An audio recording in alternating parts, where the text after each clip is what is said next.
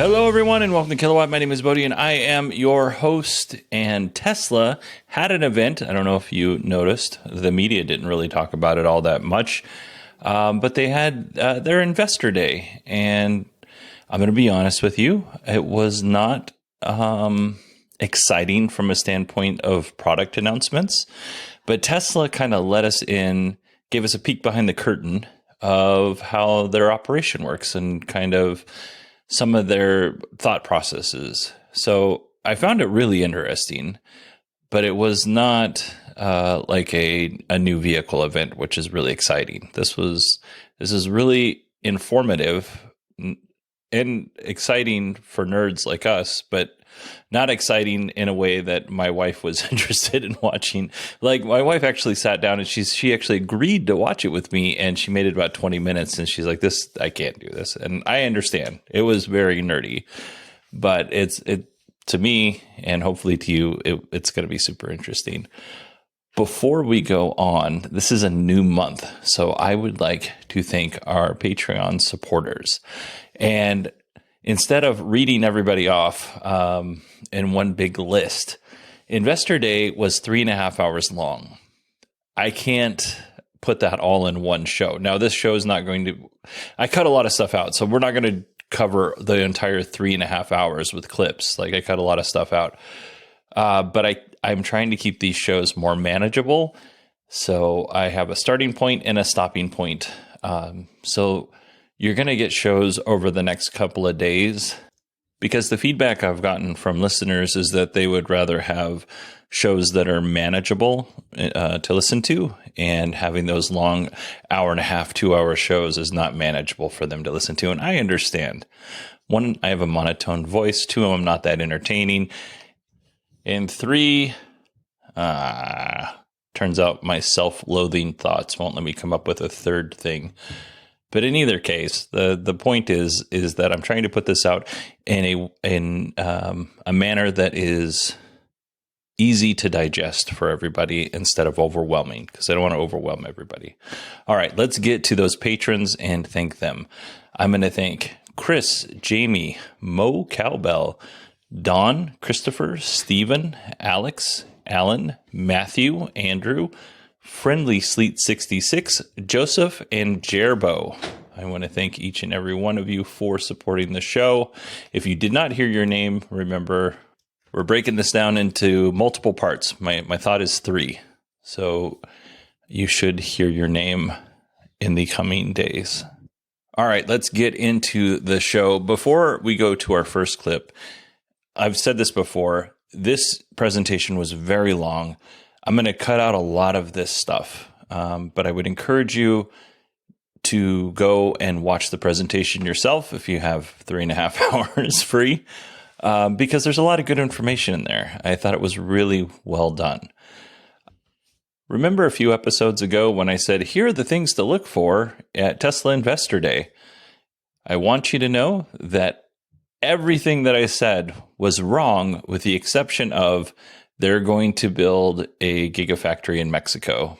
The next gigafactory will be built in Monterrey, Mexico, which is about 430 miles from the Texas border.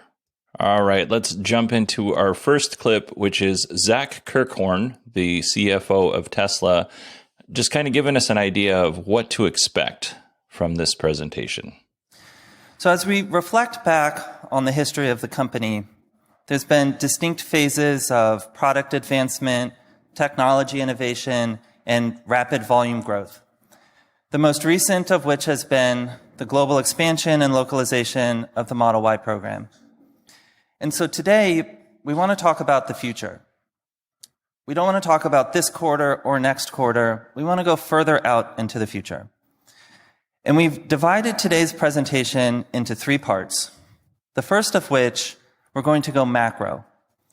What does it take to convert Earth to sustainable energy generation and use?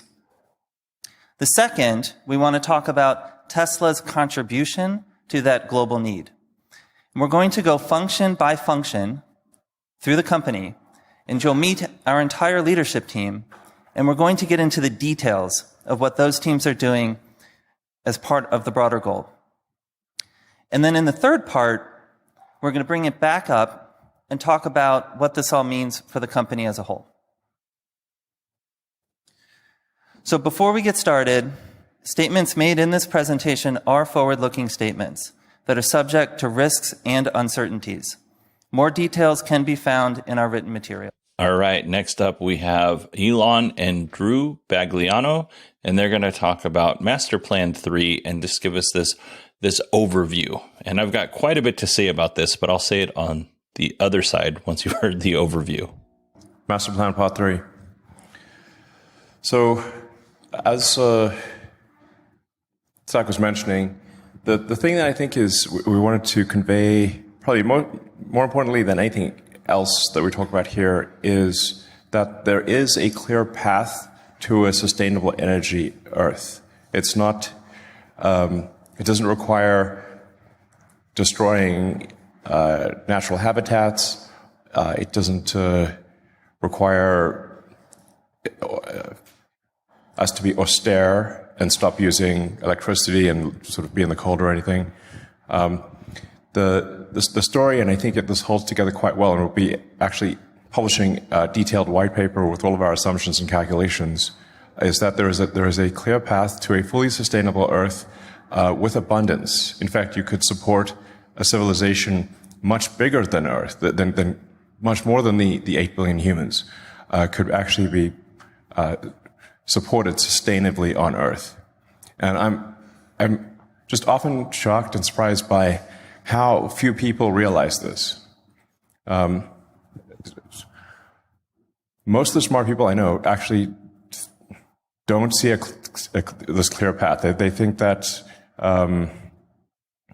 there's not a path to a sustainable energy future, or at least there's not one that is sustainable at our current population, or that we'd have to resort to extreme measures. None of this is true. So we're going to walk through the calculations for how to create a sustainable energy civilization. Yeah. And to set the stage, today our energy economy, let's be honest, it's dirty and it's wasteful. Over 80% of global energy, primary energy, comes from fossil fuels, and only 1/3 of that global energy actually ends up delivering useful work or heat. This is the problem statement, but we're here to talk about the solution. Yeah, it's like some of this I'm going to elaborate because there's a very wide range of technical expertise out there, from people who are like, whatever, level 9 wizards in the subject, to people who do not do engineering at all. So, if you have a gasoline car, you're converting less than a third, often maybe only 25% of the energy in the gasoline is converted into motion. The rest is turned into waste heat. That doesn't do any good at all. And there's a lot of energy required even to get the oil out of the ground, to refine the oil, and to transport the gasoline to the gas station. So when you look at all that, for a typical gasoline car is actually going to be using less than 20%, fully considered, of the energy from the oil actually goes into motion. So this is when we see people doing calculations for what does it take to create a sustainable energy Earth, they assume that the same energy amount is required for an electrified civilization versus a combustion civilization. This is not true, because most of the energy of combustion is waste heat. And even to get the fuel to combust in the first place and get it to the end use, there's a lot lost along the way. I mean, This is the primary energy consumption, 165 petawatt hours a year. Petawatt hour is a trillion kilowatt hours, so it's a large amount of energy. But the nice thing about electrified economy, there's a better way, we're going to talk about it, is that through end-use efficiency and through efficiency along every step of the way, actually the total energy use halves. So this is one of the most enabling aspects of electrifying everything, is that the sustainable energy economy is that much easier to accomplish. It's actually half the problem statement of the fossil fuel economy. Yeah, and we're being conservative here, so it could be better than half. But we're trying to have assumptions that are reasonable, not overly optimistic, in fact, slightly pessimistic. So it's really better than half, but just say it's easy to make the argument that we need half as much energy with an electric economy versus a combustion economy. Yep. So how the master plan works? You want to talk about it? So the thing that is needed at very large scale that is not currently present is a vast amount of battery energy storage. Our rough calculations are that this is about 240 terawatt hours, or 240,000 gigawatt hours. This is a lot of batteries, but it is actually a very achievable amount. We'll go into details on that. Yep. So that's a combination of electric vehicles and stationary storage. So if you've got solar or wind, you've got to store the energy when the wind is not blowing, the sun is not shining. And so we're assuming sort of an 8-to-1 ratio of stored energy to power. So 30 terawatt hours of power, 30 terawatts of power.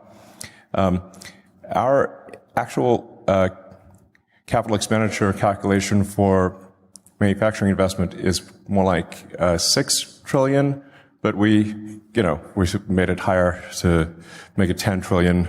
And this is across mining, refining, battery factories, recycling, vehicle factories, all the things that we're going to talk about needing to invest in to build this sustainable energy economy. Yeah. Now, if you look at the total world economy, it's just under 100 trillion.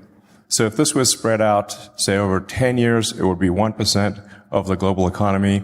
Over 20 years, it would be 0.5% of the global economy. So this is, not a big number relative to the global economy. As Drew mentioned, you need about half as much energy with an electric economy versus a combustion economy. And in terms of wind and solar, how much land would be used? It's less than 0.2% of the land area of Earth. Generally, people don't realize quite how much energy is reaching us from the sun. It's roughly a gigawatt per square kilometer. And the sun doesn't shine all the time, but it's if you multiply that by, say, 4 to get the continuous power, 4 or 5, then that gives you the land area of solar. And you can put wind and solar often in the same place. So a lot of places that currently have wind, you could have solar there and you double your energy. You can also put wind offshore. It doesn't even need to be on land, so wind is even more flexible. You could put solar offshore too. Yep. So Earth is 70% water. Anyway, the point is that with a really a remarkably small amount of Earth's land area, we can go fully sustainable. And from do the resources and raw materials exist to support this transition? We'll go through that in detail, but we do not see any insurmountable resource challenges at all. In fact, in the end, we should be mining less ore to accomplish this economy than we currently do with the fossil fuel economy, and we're going to talk through that. Yeah, just to emphasize that again, the electrified economy will require less mining than the current economy does. Yes. Less, not more. Okay. All right. I like how he starts us off. The path to a sustainable Earth can be achieved without destroying the environment or going without what we now consider to be basic necessities like electricity. Elon mentions that some of the smartest people he knows doesn't seem to see it this way. And I'm going to be honest, and you should all know this by now if you listen to me for any length of time. I can't even talk. If you've listened to me for any length of time, I'm not qualified to make a judgment on this stuff. Maybe Elon and Tesla's solution is the right solution. Maybe, there's another solution out there that's better. Maybe this is, somewhere in between. What we do know is when the pandemic started and people were driving less, our air pollution went down. But ultimately, I would really like to hear from scientists who study this kind of thing, and I want them to look at Tesla's plan and give us feedback as to what they think. Because Tesla's plan for solving this problem definitely aligns with their commercial interests. So it makes sense that they have a problem and a solution just happens to be some of the things that they do as a business.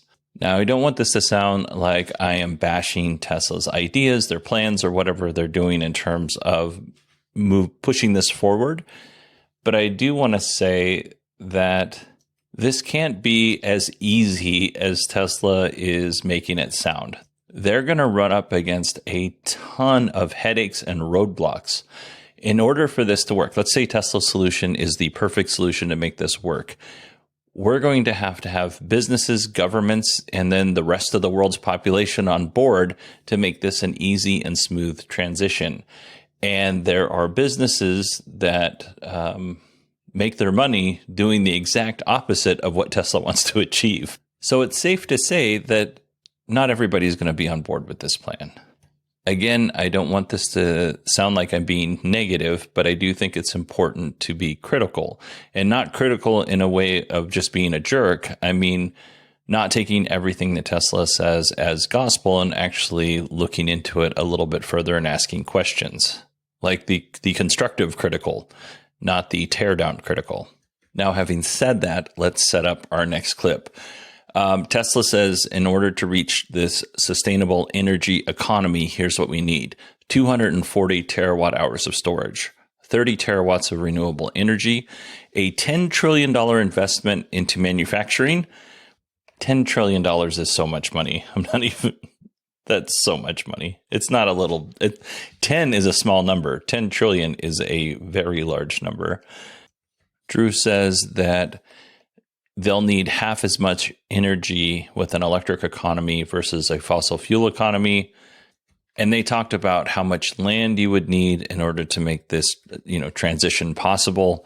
And I think, it's a very small amount of land when you compare it to Earth, for instance.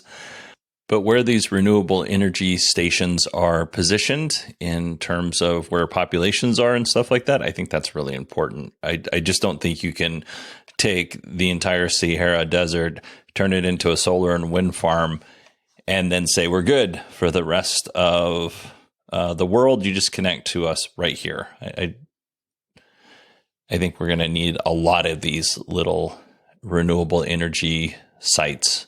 I don't even know what to call them, stations, sites, in order for this to work. And even then, we still might need fossil fuels. I just don't think it's going to be that easy, is really what it comes down to. All right, let's get to our next clip, which is Tesla's plan to eliminate fossil fuels. So first, repowering the existing grid with renewables. And this is going to be a consistent theme. You'll see our estimates for the number of terawatt hours, terawatts, and trillions of investment at the bottom of the page. This is already actively occurring in front of us. 60% of the generation added to the U.S. grid was solar in 2022. And actually, on a year-on-year basis, solar deployment is growing 50% year-on-year as of 2022. So this is a serious upswing. And if we continue this trend, this is going to be behind us before we even know it. Yeah. Second, switching to electric vehicles. Again, 21% reduction in fossil fuel use by doing this alone. Obviously, Tesla is heavily engaged in this activity, along with many others. Overall, EV production grew 59% year on year in 2022, and EVs hit an amazing 10% market share. I mean, it's an awesome milestone. I'm super excited to see that. I gotta. Yeah, I mean, this is obviously happening very rapidly, and I mean, I think really all cars will go to fully electric and autonomous. And so riding a non-autonomous gasoline car is going to be analogous to riding a horse and using a flip phone. That's basically going to be the situation. And we actually took a somewhat conservative assumption here in terms of how many batteries are required, because the more the fleet is autonomous, the smaller the fleet needs to be, just from a utility basis. So we're not accounting for all of those benefits, or really much of those benefits at all, in this number. And what does this fleet look like? Just rough view from our perspective. Of course, we could be wrong, but you can see the sort of breakdown of the fleet by millions of vehicles. Our goal is to do 20 million electric vehicles a year. Yeah. Fewer vehicles will be needed, at least passenger vehicles, with autonomy. So there's some debate as to what that number is, but it's some number less than the number of vehicles needed today. There's roughly 2 billion cars and trucks in operation in the world today. And Yeah, so what we show here is actually, I think, only 1.4 million or so. So we're represent 1.4 billion, or so. So a smaller fleet. And, the numbers are here in this presentation are around 85 million vehicles a year produced, just to give you a sense of how we're thinking about this. Again, we're going to put all these assumptions up online and, encourage people's thoughts. Yeah. So we're basically heading rapidly towards an electric or autonomous future. Exciting. Yeah. And one of the reasons why EVs are so enabling is this end-use efficiency point. Tesla Model 3, it's 4 times more efficient from the well to wheel than a Toyota Corolla. And that's all about the efficiency of getting the electricity into the car in a sustainable energy economy, and then how efficient the car is in transferring that stored energy to motion on the road. When compared to the engine in the Toyota Corolla and all the extraction, refining, transmission, distribution of the gasoline to the Toyota Corolla. And just for, this is a fun reference, Model 3 can drive over a mile on the energy it takes to boil a pot of water for pasta, and then it can drive another mile on the energy it took to cook the pasta. And that pasta is 1 pound, and Model 3 is like 4,000 pounds. Just to give you a sense of just it really doesn't use a lot of energy to move a Model 3, that 4,000 pound object, down the road. Yeah, also, heat is a lot more energy than motion. Yeah. Yeah. But people, you just boil a pot of pasta, you don't even think about it. It's just interesting how efficient these cars are. Next, switching to heat pumps in homes, businesses, and industry. Right now, heat pumps meet 10% of building heating needs. Install rates growing 10% year on year. It really needs to accelerate. Heat pumps can serve, heat applications up to 200 C in businesses and industry. And from an investment perspective, as you can see on this page, this is actually the lowest hanging fruit in terms of displacing fossil fuels. You might be saying, well, what exactly is a heat pump? So, heat pumps don't move heat, don't create heat, they move heat. When you think about the natural gas furnace in your house, it is generating heat itself, but what the heat pump is doing is actually moving heat from outside of your house into your house. They're just an air conditioner or a refrigerator in reverse. So we're surrounded by heat pumps. There's they're all over this factory. They're in your house. And all this really is about bringing them to displace all the fossil fuel heating in all of the homes, business, and in the industry that we can. And from an end-use efficiency perspective, there's a three times reduction in the total energy required to heat these buildings. So a real obvious thing to do. Yeah, heat pumps. They're in our cars, now as default. And at some point, we might make a heat pump for our home. So yeah, maybe. Next, a little bit more detail on electrifying high temp sort of industrial chemical processes. So over 50% of industrial heat is greater than 400 C. Cement, steel, fertilizers, chemicals, plastics, metals refining all need 1,500 C. So we need a solution here. Ultimately, it's purpose-built equipment that enables electrification. Carbon graphite is stable up to 2,800 C. There's other options in the 1,500 C range, like silicon carbide, other materials.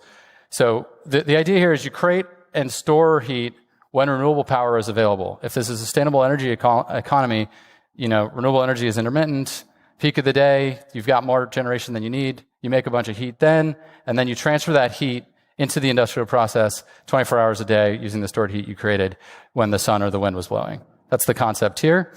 And then on the hydrogen side, we also need green hydrogen to decarbonize metals and chemical refining processes. This is things like ammonia, making steel. There's roughly 120 million tons of hydrogen sourced from fossil fuel today to do these things. And hydrogen can also directly replace coal, which is currently used in a ton of steel production, through a process called directly reducing iron. You can replace blast furnaces with a hydrogen-reducing direct reduced iron furnace. And this is the way to eliminate fossil fuels from these aspects of the economy and the CO2 associated with them. Yeah, so some of this, there's room to disagree, but some amount of hydrogen is needed for industrial processes. My personal opinion is that hydrogen will not be used meaningfully in transport, and shouldn't be. If you're going to use a chemical fuel, you should use CH4, not H2. but nonetheless, it is needed for industrial processes and can be produced just by splitting water, essentially. I mean, something that's been done for decades and decades. Yeah. This is not, rocket technology. Yeah. And lastly, a small part of the pie, but a necessary part of the pie, is sustainably fueling planes and boats. Shipping accounts for 3% of global CO2. It's ripe for electrification. Even with lithium iron phosphate, long-haul ships can be fully battery-powered. So that's a great opportunity to electrify. Energy density is a little bit harder for planes, but short-haul is doable today. With some improvements, we'll get long-haul underway. But even in the meantime, we can leverage sustainable aviation fuels produced and stored using excess renewable electricity. There's a lot of work going on in this space.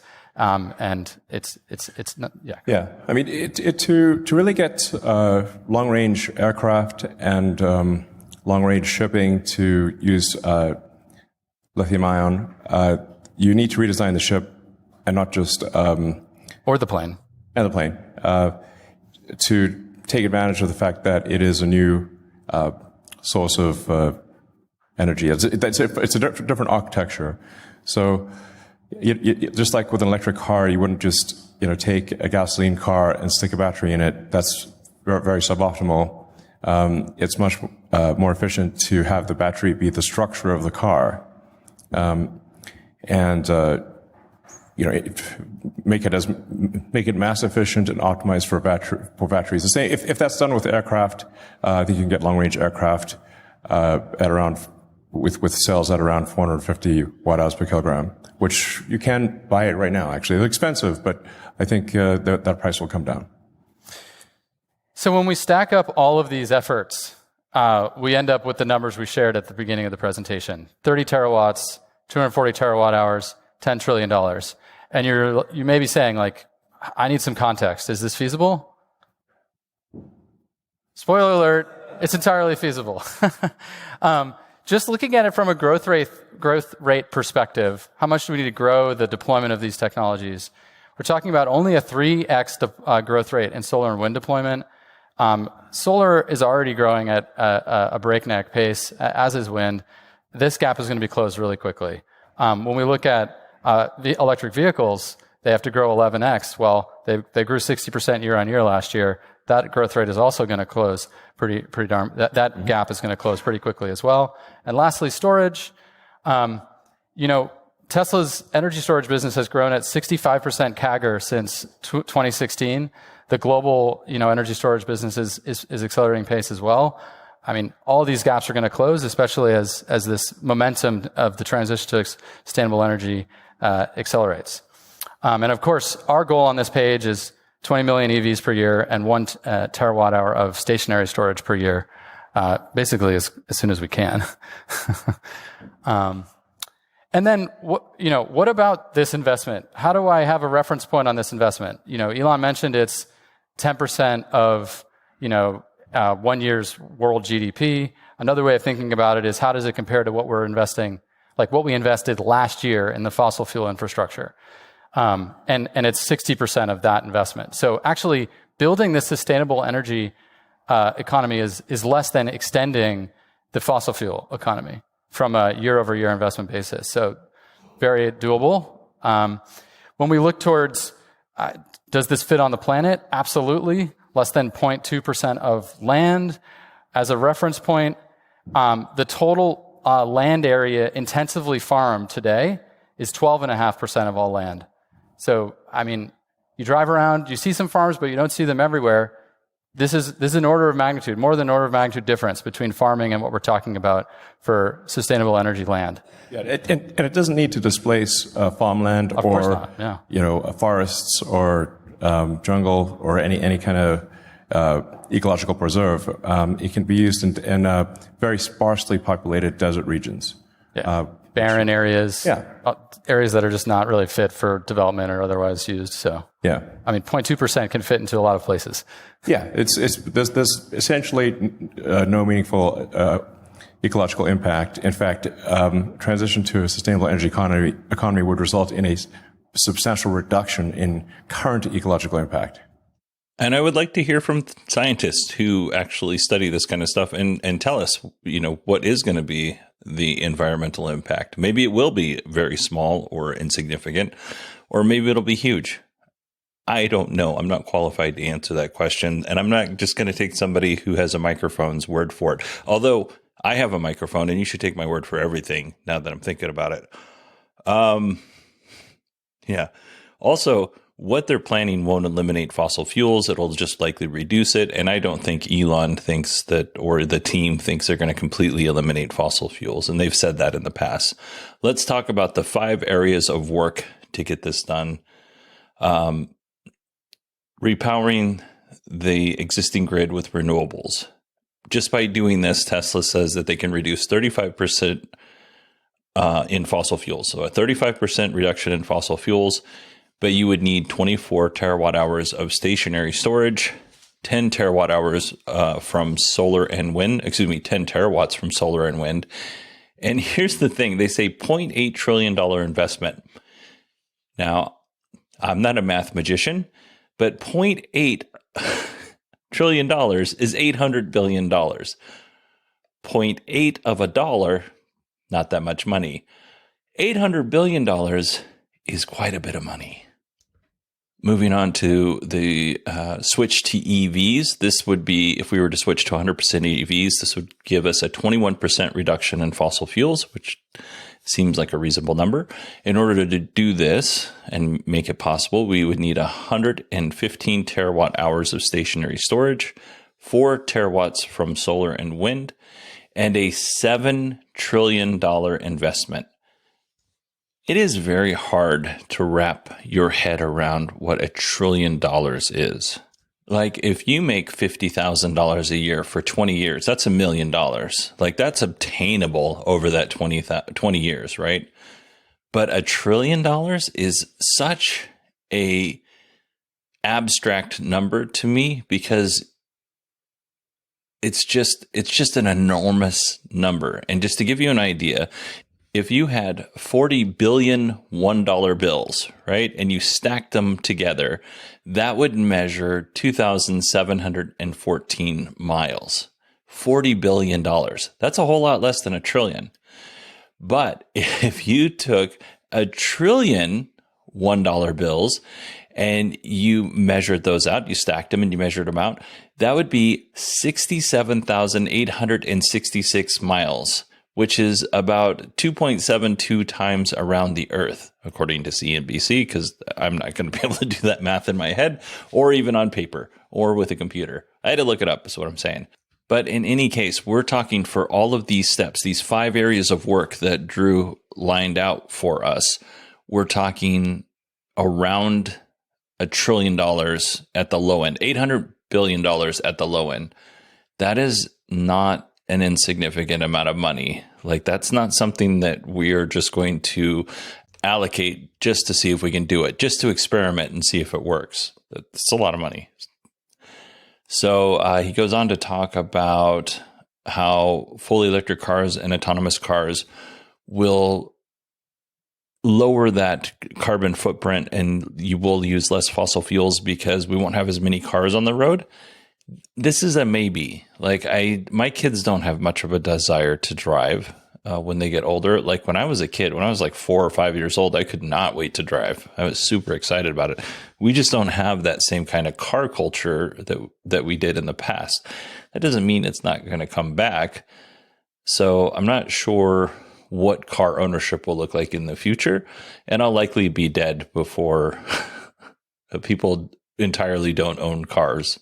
They gave us a breakdown of what type of vehicles we'll need to transition over to this sustainable energy solution. And they did it with Tesla cars. So everything's going to be Tesla style cars, like Model X, Model S style cars. We're going to need 40 million of those. Those are going to be our luxury vehicles. The Model 3 and the Model Y will need about 380 million. The Tesla Semi, we're looking at 20 million, and the Cybertruck. And then they had this vehicle kind of like underneath a blanket, a cover. We're going to need about 300 million of those. And then they had another vehicle that was covered that you couldn't see in the slide that was going to need over 700 million, and we're all going to guess that that's the affordable car. So in order for us to make that transition happen, that's what Tesla thinks we need in terms of vehicles. Now let's switch to heat pumps. And you all know I'm a dummy when it comes to heat pumps. If we switched over to heat pumps, we would see a 22% reduction in fossil fuels.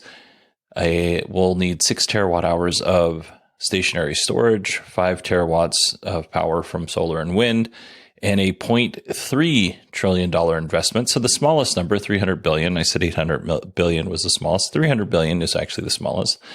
And it sounds like Tesla's planning on making a heat pump because they keep saying it. Next up, we have the high temp heat and deliver hydrogen portion, which is really more for like industrial type stuff. But if we were able to move to this, Tesla says we would get a 17% reduction in fossil fuels. We would need 48 terawatt hours of stationary storage, 6 terawatts of energy from solar and wind, and $1 trillion investment to make this work. Again, this is stuff that industry does, and it's not something we talk about on this show, so we'll just move on. He also mentioned hydrogen in there. Next up, we have sustainable planes and boats, which is not, again, something we talk about on this show, but Tesla says we'll need a 5%, we'll see a 5% reduction in fossil fuels. We'll need 48 terawatt hours of stationary storage, 4 terawatts from energy from solar and wind, and a $800 billion investment. And then at the very end, they did talk a little bit about mining and recycling, but I didn't include it because I was trying to save time and not overwhelm you with clips. It does sound like Tesla is counting on moving to a more iron base for their battery cells and using the nickel, cobalt, manganese batteries for longer range, but just standard range batteries. We're looking at LFP batteries or some type of iron-based battery. And then at the end, Elon conveyed a message based on hope and optimism. And honestly, I believe him. I really do. All right, everybody, I'm going to end that here because I had 8 clips for you today, and or 7 clips for you today, and I've only done 3. And we are already at 37 minutes. So I can tell you going forward, the clips will not be as long in tomorrow's episode. So hopefully we can get to more of it. And this is a good stopping point because now we're going to get to some of the other leaders and in their disciplines. Like tomorrow, we're going to hear a little bit about vehicle design from Lars Moravi and Franz von Holzhausen. We'll hear a little bit about powertrain, the electrical system. David Lau is going to talk about software, and then we'll also hear about charging tomorrow. I cut a lot. I cannot believe this. I cut a lot of this presentation down for you already. Man, that is insane. All right, everybody. That is it for me. If you want to email me, it's Bodie, BODIE at 918digital.com. You can find me on Twitter at 918digital. You should all know that I'm terrible at planning out these shows because I literally thought I could get 8 of these clips in about 35 to 40 minutes. So, yeah, I'm embarrassed. I hope you all have a wonderful day. And guess what? I'm going to talk to you tomorrow if you still choose to listen to this program. Take care, and I'll talk to you tomorrow.